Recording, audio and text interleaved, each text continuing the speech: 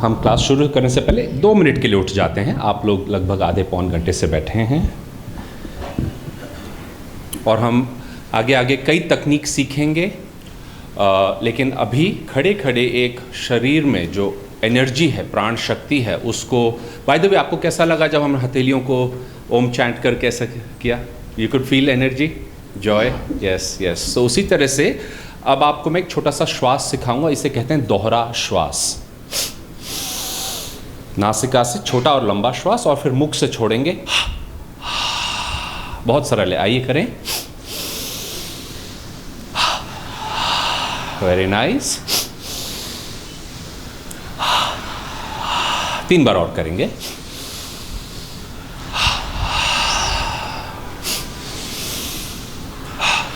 एक आखिरी बार।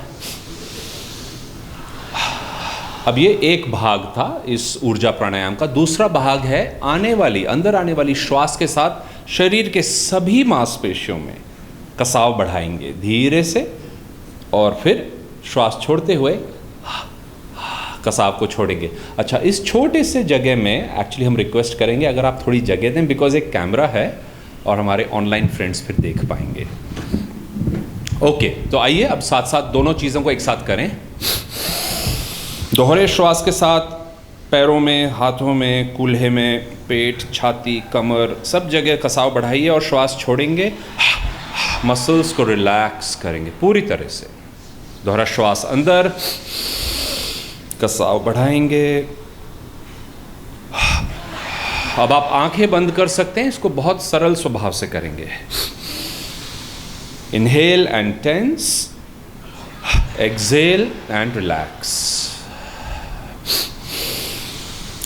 ऐसी कोई मसल जो आप भूल गए हों उसे इंक्लूड कीजिए, रिलैक्स कीजिए, सभी मांसपेशियों को रिलैक्स करेंगे। एक बार और। अब 4 से 5 बार आपकी अपनी गति पर कीजिए इसे।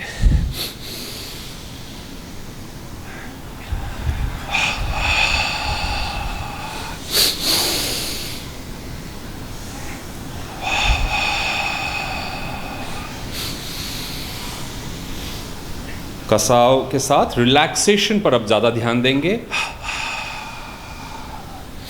टेंस कीजिए, लेकिन रिलैक्सेशन पर ज़्यादा ध्यान दीजिए। उस रिलैक्सेशन को फील कीजिए। एक आखिरी बार। और कुछ क्षणों के लिए आंखों को बंद कीजिए, जैसे हमने ओम की चैंटिंग के बाद उन स्पंदनों को अनुभव करने का प्रयास किया था। आपके हथेलियों में, बाजुओं में, शरीर के सभी भागों में ऊर्जा की तरंगों को आमंत्रित कीजिए, उनका अनुभव करने का प्रयास कीजिए।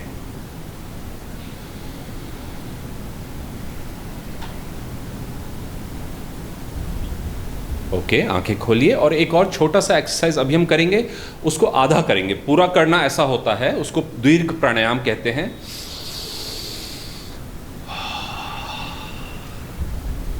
लेकिन अभी आपके लिए आगे बेंड होना मुश्किल है, चेयर्स लगी हुई हैं, तो आइए ऐसे करेंगे और फिर खड़े खड़े ही आप आगे झुकेंगे, मतलब थोड़ा सा आप मुझे देख सकते हैं इस तरह से, जितना आपसे कंफर्टेबली हो सकता है। तो इनहेल और मुख से श्वास छोड़ेंगे धीरे धीरे, और इसे दीर्घ प्राणायाम कहते हैं। तो जितना धीरे हो सके कीजिए, धीरे से स्लोली इनहेल, रोक के रखिए थोड़ा सा। अब श्वास छोड़िए। इसे भी 5 से 6 बार आपकी अपनी ब्रेथ कैपेसिटी के हिसाब से, आपके श्वास की क्षमता के हिसाब से कीजिए। आंखें बंद कर सकते हैं ताकि आपकी एकाग्रता बढ़ी रहे। जो लोग पूरा झुक सकते हैं, ऑनलाइन घर से कर रहे हैं, आप पूरा आगे तक जा सकते हैं। ध्यान रखिए कमर में अगर आपको कोई भी तकलीफ है तो उसका ध्यान रखिएगा। उतना ही कीजिए जिसमें आपको कोई पेन ना हो। 3 बार और अब हम इसको साइलेंस में करेंगे।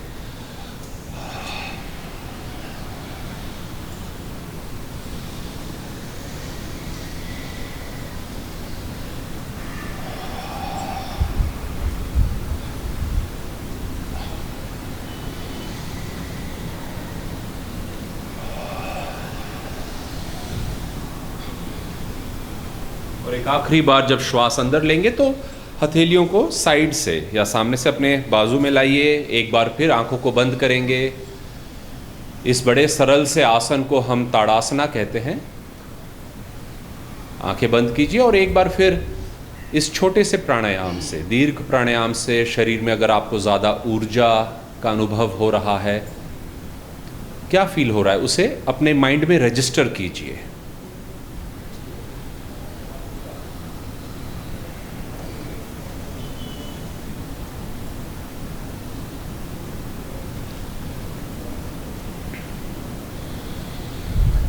ओम शांति शांति शांति। प्लीज बैठिए।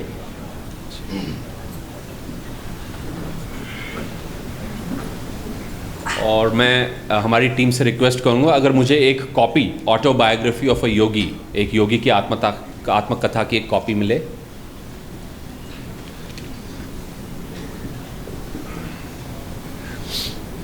Oh thank you. नाउ आप में से कितने लोगों ने इस पुस्तक को पढ़ा है? Beautiful beautiful. और बड़ी अच्छी लग रही है ये पुस्तक, और आपने काफ़ी अच्छे से पढ़ा है इसको। थोड़ा थोड़ी प्राचीन सी लग रही है, विच इज़ गुड। किताबें पढ़ने के लिए होती हैं, शेल्फ में रखने के लिए नहीं।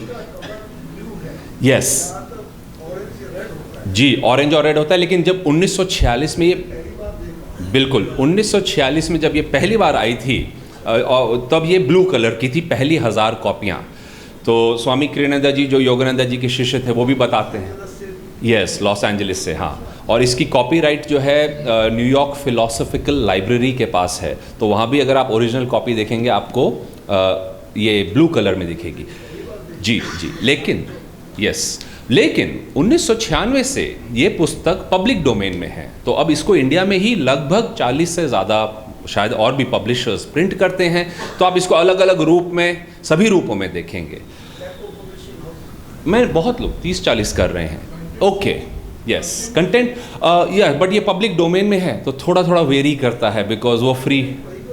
जी जी, यस। एनीवे, सो मैं ऑटोबायोग्राफी के बारे में थोड़ा बताना चाहूँगा, फिर वासुदेव जी और आलोक शेयर करेंगे। ये बुक मैंने 1946 में ये प्रिंट हुई थी, तब हो सकता है मैंने पढ़ी हो। मैं पुनर्जन्म में विश्वास रखता हूँ, बट इस जन्म में मैंने 2006 में इस पुस्तक को पढ़ा था।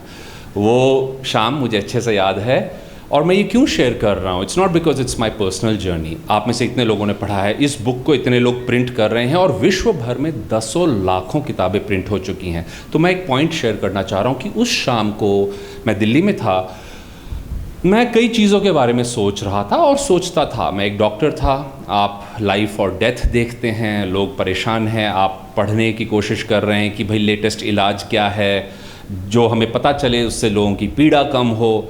आप प्रयास करते हैं, सीखते हैं, लेकिन फिर एज अ डॉक्टर आप लाइफ और डेथ स्पेशली डेली बेसिस पे देखते हैं। कई बार मैं बड़े हॉस्पिटल में था, सेंट स्टीफन्स हॉस्पिटल दिल्ली, तो ये प्रश्न आ रहे थे मन में कि ये क्या हो रहा है। कोई बच्चा आज ही पैदा हुआ है, मैं सर्जरी डिपार्टमेंट में था, तो हम उसको ऑपरेट कर रहे होते थे। ये तकलीफ़ क्यों हुई है? इन्होंने तो कोई बुरी आदत, जैसे हम कहते हैं, अगर कोई ड्रिंक करके बाइक से गिर जाए, वो समझ में आ रहा है कि भाई कॉज एंड इफ़ेक्ट है, लेकिन एकदम से ये क्या हुआ है, क्या इसके पीछे कोई कारण है या चीज़ें रैंडम हैं? मैं बस जानना चाह रहा था। लोग, स्पेशली जब आप न्यूज़पेपर पढ़ते हैं, मैं पढ़ता था, वर्ल्ड लीडर्स कैसे बिहेव कर रहे हैं, क्यों बिहेव कर रहे हैं। अब कई बार वो बहुत अच्छे से बिहेव करते हैं, लेकिन आजकल स्पेशली ये कहना थोड़ा मुश्किल होता चला जा रहा है कि क्या हो रहा है, क्या इसके पीछे कोई लॉजिक है, क्या इसके बारे में हम लोग ऐसा, जैसा लोग बिहेव करते हैं वो क्यों करते हैं, इसके पीछे भी क्या हो रहा है। तीसरी चीज़ जो मुझे बहुत सताती थी और मैं सोचता था, वो है ग्लोबल वार्मिंग, कि एक बार फिर हम कैसे जी रहे हैं, ये क्या हो रहा है। तो ये कुछ प्रश्न मेरे माइंड में, हर किसी के माइंड में अलग अलग प्रश्न होते, ये जा रहे थे, बार बार गुजरते थे, और मुझे बड़ा क्लियर थॉट आया कि ये सोचते रहोगे तो कोई जवाब नहीं आएगा। अखबारों से भी जवाब नहीं मिल रहा था। डॉक्टर्स से मैं पूछता था कि भाई अगर किसी की डेथ हुई है, शुरू में तो मैंने पूछा ये सर अभी ये क्या हुआ है, तो ऑफकोर्स डेथ हुई है इतना तो मुझे भी पता था, बट उन्होंने कहा डेथ हुई है कैसी, क्या पूछ रहे हो। मैंने कहा हाँ, लेकिन मुझे ऐसा लग रहा है कि यहाँ और भी मतलब कुछ हुआ है, डेथ के बाद क्या होता है। मुझे अच्छे से याद है, इमरजेंसी का टाइम था, मैंने जब पहली बार ये प्रश्न पूछा तो उन्होंने मेरी तरफ देखा, बोले तुम ठीक तो हो, ज़्यादा थक गए हो, डेथ के बाद क्या होता है, जब कोई तनाव में हो आप चाय पी के आ जाओ पहले और डेथ सर्टिफिकेट बनाओ, डेथ के बाद क्या होता है, डेथ हो गई है, कुछ नहीं होता है।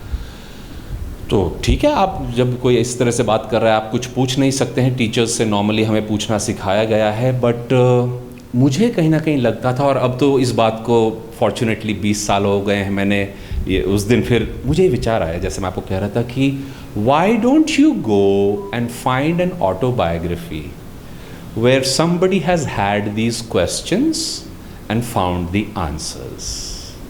कि इधर उधर की बातें मत पढ़ो, अगर किसी ने इन्हीं प्रश्नों पे एक आत्मकथा लिखी है उसे पढ़ो, और वहाँ से आपको प्रत्यक्ष पता चल जाएगा, क्योंकि वो उनका एक्सपीरियंस होगा। तो वो थॉट मुझे अभी भी याद है, इतना मुझे आनंद आया उस विचार से कि वो, जैसे हम कहते हैं वो विचार कहाँ से आया, कई बार साइंटिस्ट भी कहते हैं कि मुझे ये विचार आया। आप प्रयास कर रहे हैं लेकिन आपको एक सोल्यूशन आता है। तो वो जब मुझे विचार आया तो मैं एक पास में बुक स्टोर गया, मुझे नहीं पता था क्या बुक ढूंढ रहा हूँ, ऑटोबायोग्राफी, और फिर ये पुस्तक मिली। पुस्तक जैसे आप में से कुछ लोगों ने पढ़ा है, जिन्होंने नहीं पढ़ा है मैं रिक्वेस्ट करूँगा पढ़िए, because life, death, Karma, reincarnation, बीमारियाँ। योगानंद जी एक बार खुद को डिस्क्राइब कर रहे थे, उन्होंने कहा I am a spiritual doctor. तो मुझे एज अ डॉक्टर लगा बिल्कुल इनकी नॉलेज, इनकी हीलिंग कैपेसिटी, पावर, और सभी मास्टर्स की, आप किसी भी संत की लाइफ को पढ़िए जिसे आप और मैं मिरेकल्स कहते हैं, वो डेली बेसिस पे, स्वामी कृष्णानंद जी हमें कहते हैं, योगानंद जी सड़क में कंक्रीट डालने की बातें कर रहे होते थे कई बार कि ये गड्ढा आ गया, इसमें ऐसा करो, और बोले लोग आनंद विभोर हो रहे थे उसी कमरे में, चमत्कार होते थे जहां वो जाते थे, दुकान हो, ट्रेन हो, सत्संग चल रहा हो, दिन हो रात हो, इस जगह हो, दूसरे प्रांत, दूसरे देश में आप हो। मैं पिछले हफ्ते 4 दिन पहले मैं भारत मंडपम में था, मैं और वासुदेव जी प्रोग्राम दे रहे थे, और वहाँ हम प्रोग्राम के बाद ऐसे बाहर घूम रहे थे गार्डन्स में, और एक लेडी आई, और बहुत ही संक्षेप में बताऊंगा, उनसे हमने परमिशन ली थी कि क्या हम इस बात को शेयर कर सकते हैं। उन्होंने कहा हाँ, मैंने भी एक ब्लॉग लिखा है। इन शॉर्ट उन्होंने हमें बताया कि कुछ वर्ष पहले योगानंद जी एक बच्चे के रूप में, जैसे वो बचपन में दिखते थे, उनकी फ़ोटोज़ हैं, ऑटोबायोग्राफी में ही हैं, उस रूप में उन मैडम के बेटे से मिलने आए जिसको एक ऐसी बीमारी हो रखी थी, वो 14 वर्ष के थे, कि डॉक्टर्स कुछ नहीं कर रहे थे, और फिर उस बच्चे का स्वर्गवास हुआ। लेकिन उससे कुछ ही दिन पहले वो सड़क पे मिले, और मैडम और बेटा उनको देखे जा रहे हैं, बातें कर रहे हैं। उन्होंने कहा जब जब मैं उस बच्चे को ऐसे हाथ लगाऊं, बेटा तुम यहाँ क्या कर रहे हो, कैसे हो, बोले मुझे इतनी तरंगे फील हुई, लेकिन बोले मुझे याद नहीं आ रहा कि इसको मैंने कहाँ देखा है। बाद में बोले जब हम गाड़ी में बैठे थे, घर जा रहे थे, तो मैंने बेटे से पूछा, बेटा वो 4 घंटे हो गए, मैं सोच रही हूँ वो बच्चा कौन था। बोला मम्मी मुझे भी ऐसा लग रहा है। और बोले हम हमेशा अपनी बुक कार में ऑटोबायोग्राफी ऑफ योगी रखते हैं। तो बच्चे ने उस बुक को खोला, और वो पेज खुला जहाँ पे मुकुंदा, योगानंद जी का नाम बचपन में मुकुंदा था, उनकी छोटी सी फोटो, एक कुर्ते में, एक माले के साथ, और एकदम सामने शांभवी मुद्रा में आपको देख रहे हैं उस फोटो में। और उन्होंने कहा ना केवल वो फोटो वाला बच्चा वही था, कपड़े भी वही थे, माला भी वही थी। तो उन्होंने कहा कि ये कैसे हो सकता है, मैंने तो दीक्षा भी नहीं ली है, वो हमारे जीवन में क्यों आए। उन्होंने मेरे बेटे को, और बोले उस टाइम पे मेरे बेटे को देखे जा रहे थे बार बार, बोले मैं भी खड़ी थी, मैं उस बच्चे को हाथ लगा रही थी, उससे बात कर रही थी, और वो मेरे बेटे को देख रहे थे, और फिर बच्चे का स्वर्गवास है। तो ऐसी ऐसी चीज़ें जब हम पढ़ते हैं तो साइंटिफिक माइंड से हमें कई बार बिलीव नहीं होता है कि ऐसे कैसे हो सकता है, और अगर होता है तो ज़्यादा क्यों नहीं होता है। तो मैं आप सभी को आमंत्रित करूंगा कि इस बुक को जो इतनी पब्लिश हुई है, बिकॉज इसमें कुछ यूनिवर्सल बातें बताई गई हैं, खुश कैसे रहना है, मन की शक्ति को कैसे बढ़ाना है, इच्छा शक्ति कैसे बढ़ानी है, जीवन को जीने के तरीके क्या होते हैं, हम आनंद में कैसे जी सकते हैं, हमेशा अपनी इच्छा शक्ति से। परिस्थितियों से तो ऊपर नीचे हम सभी जाते हैं, लेकिन धीरे धीरे परिस्थिति वही रहेगी, ये संसार ऐसा ही रहेगा, ये द्वैत पे आधारित है। लेकिन आप और मैं अद्वैत की ओर कैसे बढ़ सकते हैं। हम अपने अंदर मेरुदंड में क्रिया योग ये सिखाता है कि उस ऊर्जा, देखिए क्या होता है जब आपको कोई चीज़ पसंद आती है, योगानंदा जी कहते थे, आप बोलते हैं अरे वाह कितनी अच्छी बात है। अगर आपको कोई मित्र दिखता है आप दूर से हेलो बोलते हैं, आप ऊपर उठ जाते हैं, चेहरा भी चमक आ जाती है। जब कोई बुरी खबर सुनने को मिलती है, जब कोई चला जाता है, आप हताश हो जाते हैं। तो योगियों ने देखा कि परिस्थितियों के साथ हमारा जो स्पाइन है, मेरुदंड है, उसकी पोजीशन और उसमें एक ऊर्जा, पहले आप कह सकते हैं शरीर की ऊर्जा, खुशी और दुख, लेकिन खुशी और दुख ऊर्जा के रूप हैं और वो ऊर्जा शरीर में फील होती है, कुछ लोग कहेंगे हृदय में फील होती है, बिल्कुल सही है। अगर आप और गहराई में जाएंगे तो योगी आपको बताएंगे ये मेरुदंड में अनुभव होती है, इसे हम कुंडलिनी शक्ति भी कहते हैं।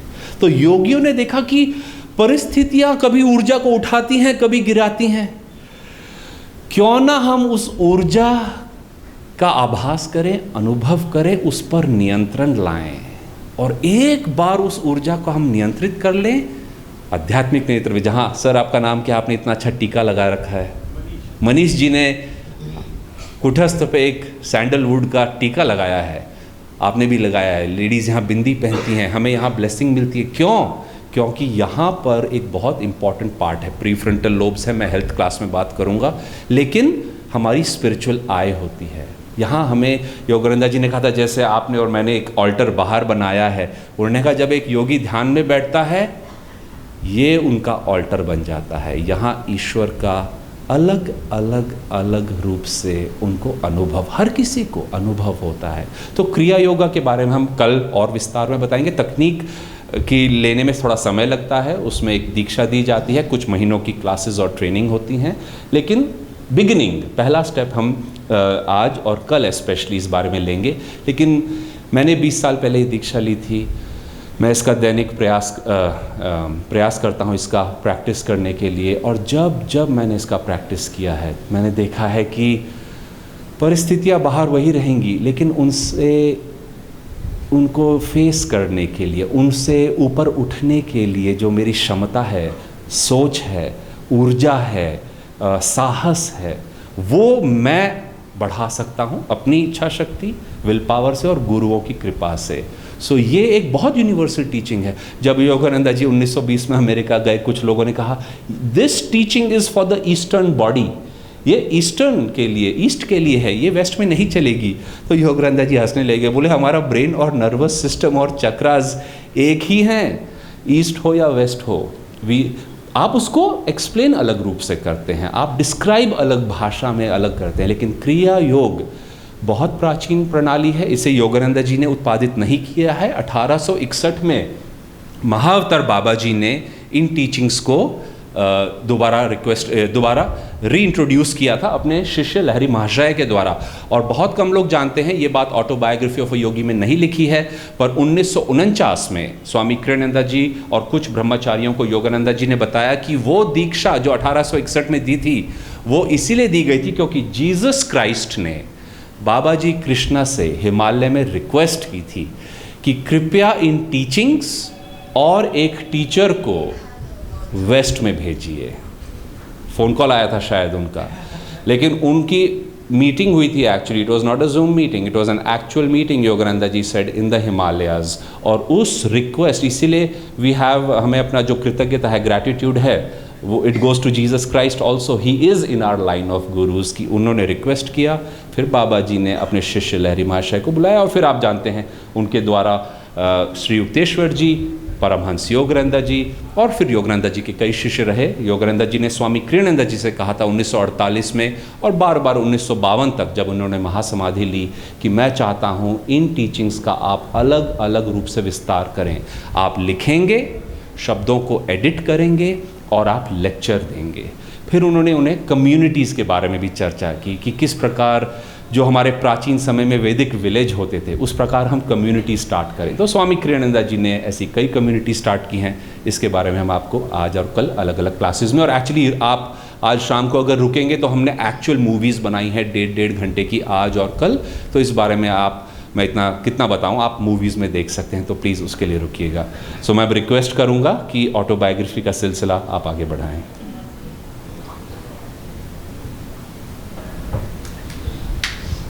Thank you Aditya ji. And मैं थोड़ा सा कंटिन्यू करना चाहूँगा कि जहाँ से आदित्य जी ने शुरुआत की कि ऑटोबायोग्राफी, ऑफ कोर्स हम हाईली मैं रिकमेंड करूँगा इस किताब को पढ़ने के लिए, हिंदी इंग्लिश दोनों में है। एंड योगानंद जी बहुत सिंपली लिखते हैं, कई कहानियों द्वारा कई बहुत महत्वपूर्ण शिक्षाओं को उन्होंने शेयर किया है। और ऑटोबायोग्राफी का संदेश क्या है कि अगर हम देखेंगे कि आम तौर पे कोई अगर गुरु परंपरा आती है या कोई शिक्षाएं आती है, एक कोई गुरु होता है और वो शिक्षाएं देता है। हमारे इस मार्ग में जैसे आप देख सकते हैं पांच अवतार आए एक के बाद एक, और वो इन शिक्षाओं को लेके आए हैं, क्रिया योग के शिक्षा को लेके आए हैं। और क्या कारण है, हम काफ़ी समय सोच सकते हैं कि क्या ज़रूरत थी, क्या अकेले योगानंद जी या बाबा जी सफिशिएंट नहीं थे। और एक जो सबसे बड़ी कारण ये है जो हमें स्वामी श्री युक्तेश्वर जी जो यहाँ पे हैं, मैं पहले थोड़ा सा बताना चाहूँगा। ऑफ कोर्स योगानंद जी को हम जानते हैं, उनके गुरु स्वामी श्री युक्तेश्वर जी के गुरु यहाँ पे आप देख सकते हैं लाहिरी महाशय, और फिर यहाँ पे उनके गुरु थे महाअवतार बाबा जी, राइट। और जैसे ऑफ कोर्स क्राइस्ट के बारे में, कृष्णा के बारे में आदित्य जी ने बताया, तो ये सारे हमारे गुरु हैं इस मार्ग पर। और युक्तेश्वर जी हमें बताते हैं कि आमतौर पे जो हम सोचते हैं कि हम अभी भी कलयुग में हैं, घोर कलयुग है और पता नहीं कितने हज़ार वर्ष चलेगी। युक्तेश्वर जी ने कहा कि नहीं, ये सही नहीं है। हम लोग कलियुग पार कर चुके हैं, हम लोग द्वापर युग में हैं। अगर हम युगास के बारे में बात करें, और मैं आज डेप्थ में नहीं जाऊंगा, बट अगर हम देखेंगे ब्रॉडली, युक्तेश्वर जी ने एक्सप्लेन किया कि 4 युग होते हैं, कलियुग, द्वापर युग, त्रेता युग और सत्य युग। ये 4 एक साइकिल की तरह होती है और कुल मिला के 24,000 वर्षों की होती है। और कलियुग का पोर्शन सबसे छोटा होता है, मैं डिटेल्स में नहीं जाऊंगा, बट उन्होंने कैलकुलेशन करके बताया कि किस तरीके से कहाँ पे गलती हुई थी और किस तरीके से जो 499 AD या 500 AD जो है वो सबसे बॉटम मोस्ट पॉइंट था, वहाँ से कलियुग वापस शुरू हुआ और करीब सन 1700 में हम द्वापर युग में वापस आए। तो बहुत सिंपली अगर आप देख सकते हैं, जो भी हम आज प्रगति देख सकते हैं, करीब उस समय से कई नए इन्वेंशंस आने शुरू किए, डिस्कवरीज़ होने लगी, लोगों के विचार बदलने लगे, अपलिफ्ट होने लगी, और ये अभी चल रहा है। और ये जो समय है बेसिकली हम प्रॉपर द्वापर युग में हैं। तो आप देख सकते हैं कैसे शायद इवन 10, 15, 20 साल पहले जो चीज़ें बहुत समय लग जाती थी, साल लग जाते थे होने के लिए, आजकल कुछ हफ्तों में हो जाती हैं, कुछ महीने में हो जाती है। क्यों? क्योंकि हम एक हायर युग में हैं। द्वापर युग को कहा जाता है ऊर्जा का युग कहा जाता है, और यहाँ पे चीज़ें बहुत जल्दी होती हैं। तो इस कॉन्टेक्स्ट के साथ अगर हम देखेंगे, लाहिरी महाशय जब वो आए थे, अगर हम थोड़ा सा पीछे जाएं, कलियुग में जाएं, जब हम संतों की कहानियाँ सुनते हैं, उनके बारे में जानते हैं, अधिकतर क्या होता कि वो शायद जो लोग अध्यात्म में आगे बढ़ना चाहते, ईश्वर को ढूंढना चाहते, वो शायद किसी रेगिस्तान में चले जाते या जंगल में चले जाते या पहाड़ी में, हिमालय में चले जाते। हम योगानंद जी की खुद की कहानियाँ सुनते हैं, वो कितने उत्सुक थे हिमालय में जाने के लिए कि वहाँ जाके मुझे कोई गुरु मिलेंगे। पर और वो उस समय के लिए ज़रूरी था कि उस समय मटेरियलिज्म इतना ज़्यादा था कि लोगों को उस हैवी कॉन्शियसनेस से, उस वाइब्रेशन से बाहर जाना ज़रूरी था। पर ये जो समय है, जिस समय हम हैं, जिस युग में हम हैं, कि यहाँ पे ईश्वर को पाने के लिए, उस चेतना से एक होने के लिए हमें अपना घर संसार त्यागने की ज़रूरत नहीं है। कि हम जहाँ हैं वहाँ रहकर उन परिस्थितियों में अपना कार्य करते हुए हम उस सत्य के तरफ आगे बढ़ सकते हैं, हम ईश्वर के तरफ आगे बढ़ सकते हैं। और ये संदेश, ये अवतार लेके आए हैं। अगर हम इनकी जीवनी देखेंगे, लाहिरी महाशय की जीवनी देखेंगे, वो एक अकाउंटेंट थे। वो पहली बार अपने गुरु से मिले थे जब उनकी उम्र करीब 33 साल की थी, और उसके पहले वो ऑफ कोर्स वो गृहस्थ थे, उनका कार्य था अकाउंटेंट की नौकरी उतनी इंटरेस्टिंग नहीं होती है, भले ही हमें समझ में आए, तो वो सारा कार्य वो करते थे। एंड मैं वासुदेव जी को देख रहा हूँ क्योंकि वो भी अकाउंटेंट रह चुके हैं।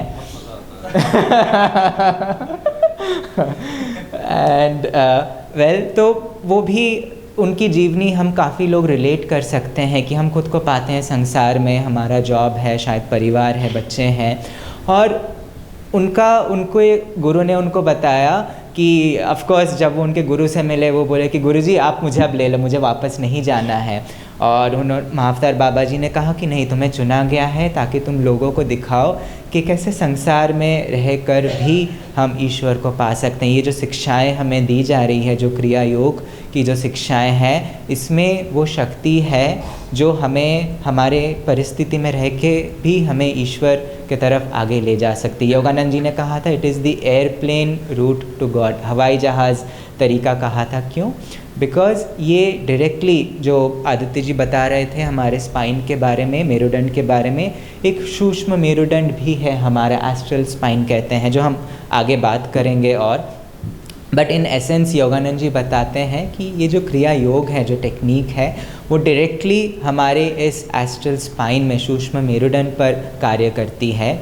और क्योंकि वो डायरेक्टली इस पर कार्य करती है, हमारी जो आध्यात्मिक प्रगति है वो बहुत अधिक बढ़ जाती है। अगर आप इस किताब में पढ़ेंगे, योगानंद जी ने कहा कि एक क्रिया का अभ्यास जो लगभग आधे सेकंड लगता है, उससे हम 1 साल की आध्यात्मिक प्रगति कर सकते हैं, जो हम शायद आम जीवन में स्वस्थ रहकर अपनी खुद के कोशिश से कर सकते हैं। तो ये शक्ति है क्रिया योग की। और क्यों ये काम करती है? बिकॉज़ ये इस युग के लिए बनी है। मैंने शेयर किया कि हम लोग ऊर्जा के युग में हैं, द्वापर युग में हैं, और ऊर्जा बहुत महत्वपूर्ण है किसी भी चीज़ के लिए, राइट। और क्रिया योग हमें क्या मदद करती है?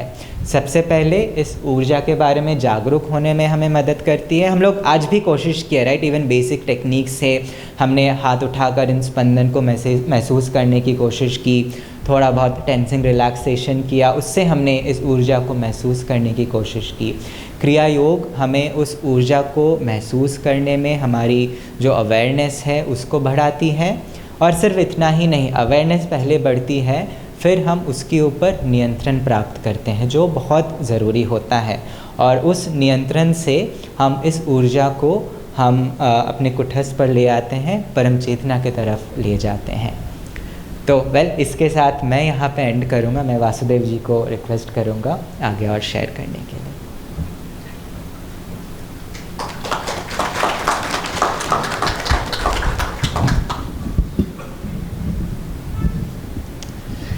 ओके, धन्यवाद अदिति जी, धन्यवाद आलोक जी। और मैं भी आप सभी का स्वागत करना चाहता हूं। और एक फाइनल रिमाइंडर, हमारे डिवाइसेस को अगर हम स्विच ऑफ या साइलेंट कर सकें, और इन केस आपको कोई कठिनाई आ रही है उसको साइलेंट में डालने में, तो आप अपना हाथ खड़ा कर सकते हैं और हमारे कोई वॉलंटियर्स आपको हेल्प कर सकते हैं उसको टर्न ऑफ करने के लिए।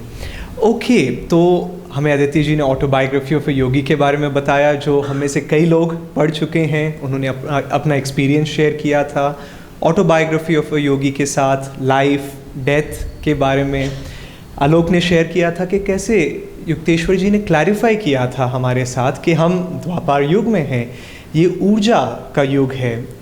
और उन्होंने बताया कि कैसे इस युग के लिए ये क्रिया योग की तकनीक हमें दी गई है। और मैं सोच रहा था कि वेरी गुड, तो हम सबको क्रिया करनी चाहिए, और इसीलिए शायद ये सारे गुरु हमारे जीवन में आए हैं। और जैसे अदिति जी शेयर कर रहे थे कि ये ज़रूरी भी नहीं है कि हम इस मार्ग से बिलोंग करें। जैसे इन महिला के उदाहरण में जिन्हें हम मिले थे कि वो इस मार्ग में शिष्यत्व नहीं ली है, वो इस मार्ग की डिसाइपल नहीं है, उन्होंने शायद एक तकनीक सीखी हो, लेकिन फिर भी योगानंदा जी उनके जीवन में आए।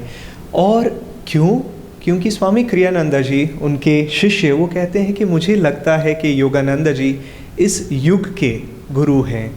हम सब का अपना अपना मार्ग होता है, हम सब की अपनी अपनी दिशा है जाने के लिए।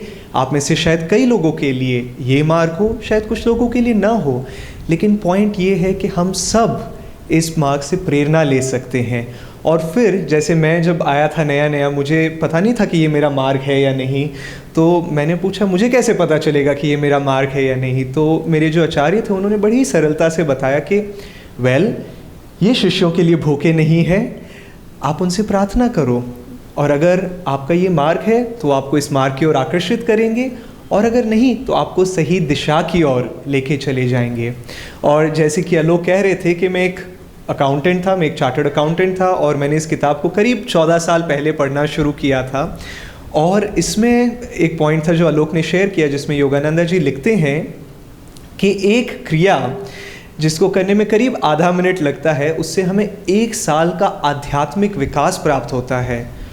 और मैंने जीवन में जितनी भी गणित की थी उस टाइम ये एडअप नहीं हो रहा था कि आधा मिनट 1 साल कैसे इक्वल हो सकता है। तो मैंने बोला ये तो बहुत ही एफिशिएंट है, और मैं एफिशिएंसी में विश्वास करता था।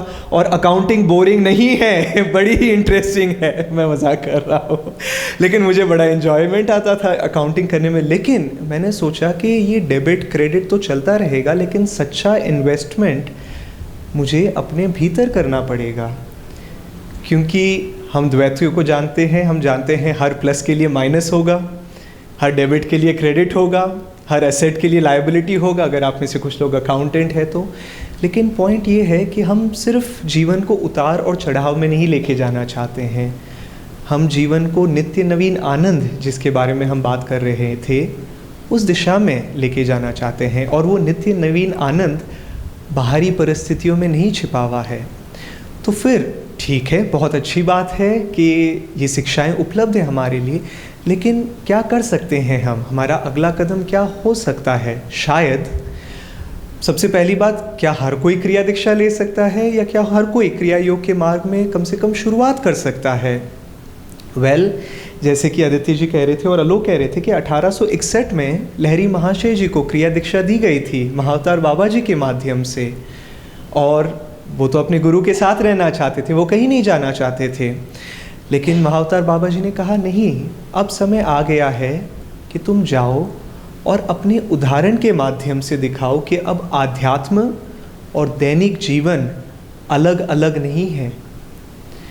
कि वो जब 33 साल की आयु में उन्हें क्रिया दीक्षा मिली थी, वो वापस आए अपने परिवार के पास, अपने बच्चों का ध्यान रखा उन्होंने, अपने परिवार का ध्यान रखा उन्होंने, और 25 और साल अपनी अकाउंटेंट की जॉब जारी रखी। और उसके साथ साथ उन्होंने क्रिया योग में कई लोगों को दीक्षित किया।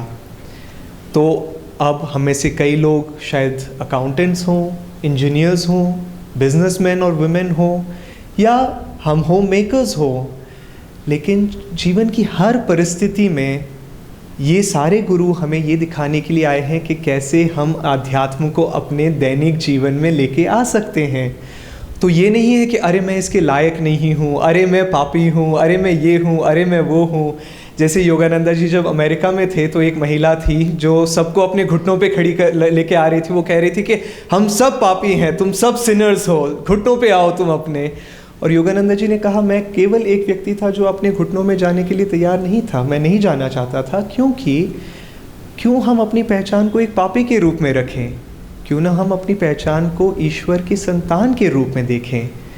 और योगानंदा जी ये भी कहते थे, a saint is a sinner who never gave up, कि एक संत वो पापी है जिसने कभी हार ना मानी, जिसने कभी अपनी चाहे साधना हो, अपने आध्यात्मिक मार्ग हो, चाहे जितनी ही कठिनाई क्यों ना हो, उसने हार नहीं मानी। तो हाँ, जीवन में हम सब के कई उतार चढ़ाव आए हैं, कई चीज़ें हुई हैं, लेकिन हम सब क्रिया योग के मार्ग में कम से कम पहला कदम ले सकते हैं। हम ध्यान की ओर अपना पहला कदम ले सकते हैं। और ज़रूरी नहीं है कि हम 1, 2, 4, 5 घंटे शुरुआत में ध्यान करें, सिर्फ 5 मिनट ही क्यों न सही, और फिर ईश्वर और गुरु की कृपा आने लगती है। मैं कृपा के बारे में थोड़ा बहुत कहना चाहता हूँ, क्योंकि स्वामी क्रियानंदा जी इसके बारे में कहते थे इस सुंदर से उदाहरण के रूप में। वो कहते थे कि कृपा सूर्य की किरणों की तरह है, कि ये जैसे कमरे में ये खिड़कियाँ हैं और ये पर्दा खुला हुआ है, लेकिन अगर हम पर्दे को बंद कर दें तो कृपा तो रहेगी, वो सूर्य की किरणें तो रहेंगी, लेकिन वो हमारे जीवन में नहीं आ पाएंगी। तो उसी प्रकार हमारी साधना है, हमारी साधना के माध्यम से हम अपनी चेतना के पर्दों को खोल रहे हैं, हम अपनी चेतना को गुरु की चेतना के लिए खोल रहे हैं, और वो अलग अलग चीज़ों के माध्यम से की जाती है। हमने कुछ की ऑलरेडी पहले ही घंटे में हमने बहुत सारी चीज़ें की जिससे हम अपनी चेतना को खोल रहे हैं, अपने हृदय को खोल रहे हैं। जैसे कि हमने भजन किया अपने हृदय को खोलने के लिए, हमने कुछ व्यायाम किए अपनी ऊर्जा को उठाने के लिए, हमने छोटा सा ध्यान किया अपने मन को शांत करने के लिए, अपने मन को स्थिर करने के लिए, अपने मन को फोकस्ड रखने के लिए। और इन सब चीज़ों के साथ में जब हम आगे बढ़ते हैं, और बहुत ज़्यादा समय नहीं हुआ है या लगा है इन चीज़ों को करने के लिए, लेकिन फिर भी हम शायद थोड़ा बहुत अच्छा महसूस कर रहे हैं, तो बस वही है जिसे हमें बस एक कदम के बाद दूसरा कदम लेते चलना है। और आखिर में मैं ये कहना चाहता हूँ, जो स्वामी क्रियानंदा जी ने एक बहुत ही सरल सा फॉर्मूला दिया था, इनफैक्ट योगानंदा जी ने दिया था, और फिर हम आपसे क्वेश्चंस पूछना चाहेंगे अगर आपके मन में कोई प्रश्न हो तो, और क्योंकि हम इसे थोड़ा इंटरेक्टिव भी रखना चाहते हैं।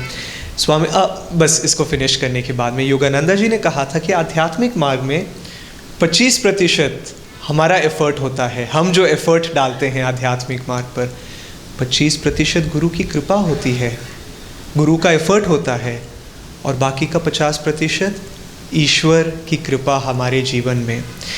तो वो गुरु की कृपा और ईश्वर की कृपा तो है हम सबके जीवन में, उसको सोचने की ज़रूरत नहीं है। अब समय आ गया है कि हम अपना 25% निकालें और अपनी ऊर्जा डालना शुरू।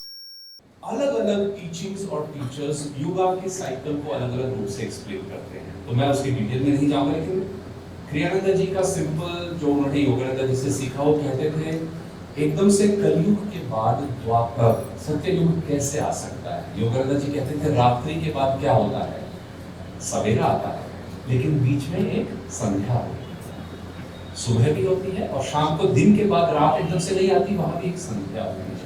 तो उसी तरह उन्होंने कहा कि कलयुग, द्वापर, त्रेता, सत्य, और ये चारों आप देख रहे हैं ऊपर जा रहे हैं, फिर नीचे आने वाला सत्ययुग, नीचे आने वाला त्रेता, नीचे जाने वाला द्वापर, और नीचे आने वाला कलयुग। तो ये 12 और 12,000 की साइकिल से, 1000 सालों की साइकिल से 24। एनीवे, लेकिन डिटेल में आप श्री युक्तेश्वर जी की बात में पढ़ सकते हैं। दूसरी पुस्तक है आर्ट एंड साइंस ऑफ राजयोग, इसके भी पहले चैप्टर में हमने इसको एक्सप्लेन किया। एनीवे, और कुछ प्रश्न?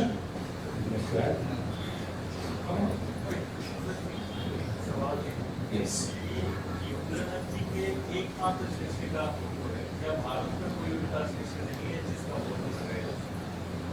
बिल्कुल है, बहुत शिष्य हैं योगानंदा जी के।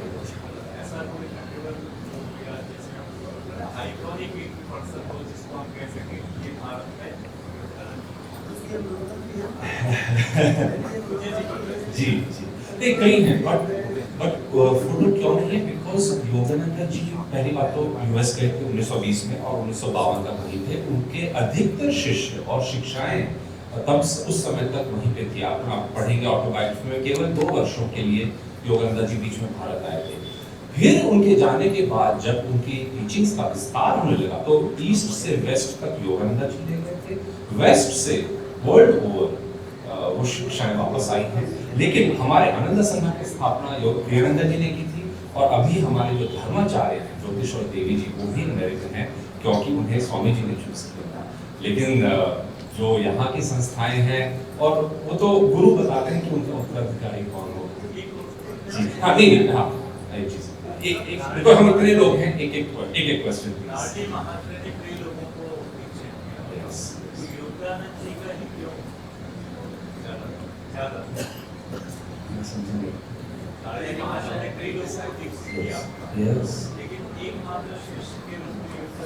हमें तो टीचिंग्स इस रूप से आई हैं, लेकिन लहरी महाशय के तो बहुत महान शिष्य रहे हैं। सान्याल जी उनके आश्रम जा चुका हूँ, बातों का मुझे पता नहीं क्योंकि वो काफी पुरानी बात है।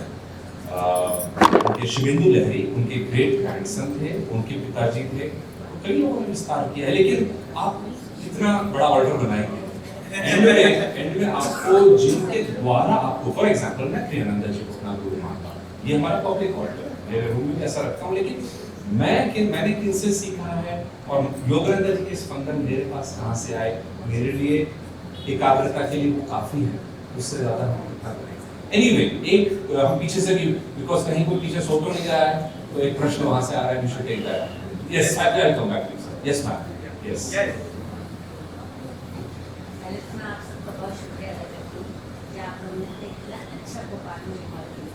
दूसरी चीज़ मैं अपने आप का शुक्रिया अदा करती हूँ, और उन्होंने मुझे ये परम शिवानंद पे जो ऑटोबायोग्राफी है, ये मेरे घर में शायद 20-25 साल से रखी है। जब मैं 18 साल पहले वो पुस्तक मेरे सामने आई और मैंने उसे पढ़ा, और मैंने उसे भूला नहीं, मैंने उसके से जो भी था, जब वक्त आया तो मैंने उसको करना शुरू किया। उस पुस्तक की आज हम सब यहाँ जमा हैं, यहाँ पर आप लोगों का एक उद्देश्य, आप लोग का अपना उद्देश्य पूर्ण हो चुका है, स्वयं बुद्धि करना, आप लोग विश्व शांति के, और प्रैक्टिकली हम सब बोले तो हम लोग सब अपने लिए, हम अपने आप को अच्छा करना चाहते हैं, इसके लिए हम जो जितने भी प्रयास करेंगे वो अच्छे रहेंगे। पर इसमें मुझे दो चीज़ों से एक चीज़ तो क्लियर हो गई योगानंद की ऑटोबायोग्राफी से, कि हमें अपना हिमालय स्वयं यही करना, हमें उसके लिए हिमालय नहीं चाहिए, हमें गृहस्थ जीवन में यही करना है। लेकिन इसमें एक चीज़ बार बार उभर के आती है, जिसके लिए हमेशा कहा जाता है कि आप पास्ट में मत जाइए, लेकिन इसमें पुनर्जन्म की बात होती है। वो पुनर्जन्म में जाना जरूरी है क्या, जिसको मैं शायद बहुत नहीं मानती पुनर्जन्म, तो उसका उनका प्रश्न जो है मैं संक्षेप में रिपीट करूँगा। उन्होंने कहा कि जैसे हम शेयर कर रहे थे, उनके मेन 2 प्रश्न थे। ऑफकोर्स काफ़ी समय ऑटोबायोग्राफी उनके घर में थी, उन्होंने पढ़ा और धीरे धीरे आई। तो पहला प्रश्न उनका जवाब मिल गया कि हाँ, कि हम ईश्वर को जहाँ हैं, जिस परिस्थिति में है, वहाँ रहकर हम उन्हें पा सकते हैं। पर उनका जो दूसरा प्रश्न है कि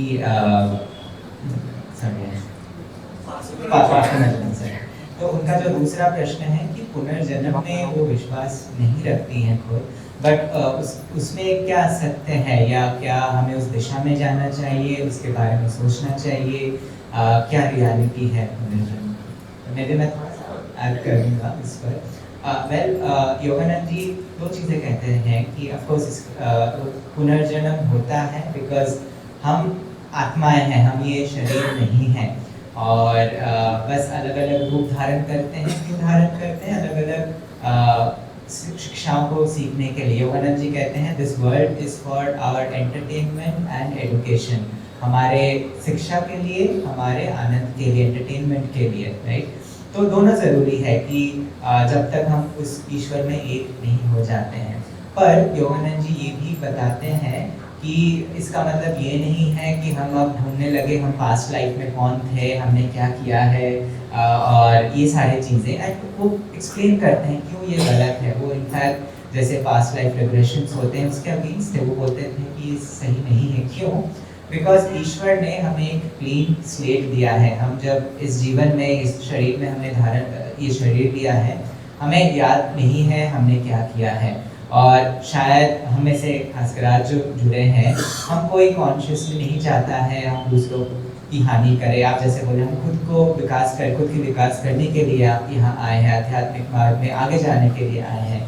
कोई यहाँ पे अगर अचानक हमें ये याद आ जाएगा कि मैं पिछले जीवन में एक खूनी था, एक हत्यारा था, या मैंने इतने सारे लोगों को हानि पहुँचाई या दुख दिया, तो शायद हम आगे बढ़ नहीं पाएंगे, हम एक तरीके से हम क्रिपल्ड हो जाएंगे।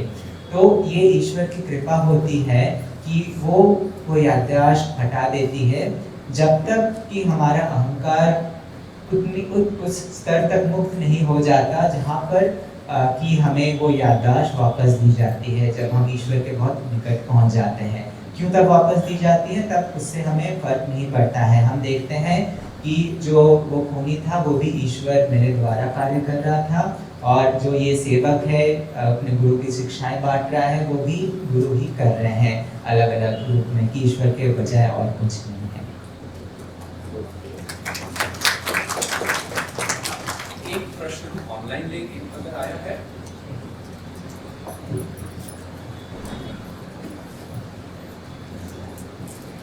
what is the difference between Kriya Yoga and other forms of meditation? What is the difference between Kriya Yoga and other forms of meditation? Well, बहुत सारे forms हैं meditation के, so it's hard to single out. लेकिन I can say a little bit more about Kriya Yoga. और by the way, मुझे language को change करना चाहिए. Back to Hindi. तो क्रिया योग और अदर फॉर्म्स ऑफ मेडिटेशन. सो क्रिया योग एक टेक्निक है, हाँ, लेकिन क्रिया योग एक टेक्निक के साथ साथ एक स्पिरिचुअल पाथ भी है, एक आध्यात्मिक मार्ग भी है, जिसमें कई सारी तकनीकें इन्वॉल्व हैं. योगानंदा जी ने क्रिया योग में स्टार्टिंग में बिगिनर्स के लिए प्राण शक्ति संचारक व्यायाम सिखाया था, जिससे हम अपनी ऊर्जा को बढ़ाते हैं. उन्होंने फिर एक टेक्निक दी थी कॉन्सेंट्रेशन के लिए, जिसे हम कहते हैं Hong saw technique of concentration. फिर उन्होंने दी थी ओम टेक्निक, और फिर क्रिया प्रॉपर जो दीक्षा के माध्यम से हमें मिलती है. अब मैं पहले शायद ऑल द क्वेश्चन था डिफरेंस के लिए, मैं शायद शुरुआत करता हूँ सिमिलैरिटी से, कि सारी जो मेडिटेशन टेक्निक्स होती है उनका जो मूल होता है किसी रूप से वो ब्रेथ से रिलेटेड होता है, हमारे श्वास से रिलेटेड होता है. लेकिन अब उस श्वास को हम अलग अलग तरीकों से यूज कर सकते हैं. हम उसे मंत्रा के साथ जोड़ सकते हैं, हम उसे प्राणायाम के रूप में, और इंटरेस्टिंगली योगानंदा जी ने क्लैरिफाई किया था कि हाँ, प्राणायाम ब्रेथ कंट्रोल तो है ही, लेकिन वो एक्चुअल में एनर्जी कंट्रोल है, हम अपनी ऊर्जा को नियंत्रण में लेके आ रहे हैं. तो एज फार एज क्रिया इज कंसर्न, जहां तक क्रिया की बात हो रही है, क्रिया हमें इन तकनीकों के माध्यम से हमारी ऊर्जा को भीतर और ऊपर जाने में मदद करती है. तो दैट इज एसेंशियली अबाउट क्रिया, और यही सेम गोल, सारे सच्चे आध्यात्मिक मार्ग का गोल एक ही है, वो है ईश्वर की प्राप्ति, अपनी चेतना को विस्तार करना, परम चेतना की अवस्था की ओर जाना. लेकिन जैसे एक पहाड़ को हम अलग अलग दिशाओं से चढ़ा जा सकता है, वैसे ही क्रिया एक पाथ है, एक मार्ग है, जिससे आप उस पहाड़ की चोटी को चढ़ सकते हैं. Anything you want to add? Sir का एक प्रश्न था वहां पर. Oh, yes. जी, एक प्रश्न वहां से लेना चाहूंगा. यस. ऑटोबायोग्राफी ऑफ योगी में गुरुदेव ने लिखा है कि कड़ा पहनते हैं जो तड़ित चालक का कार्य करता है, और उससे वो विपत्तियां जो जीवन में आती हैं वो दूर हो जाती हैं. और उसके लिए उन्होंने 3 रत्ती से अधिक के रत्न या धातु का भी उल्लेख किया है. इस संबंध में चाहता हूँ कि आप थोड़ा और अधिक प्रकाश करें.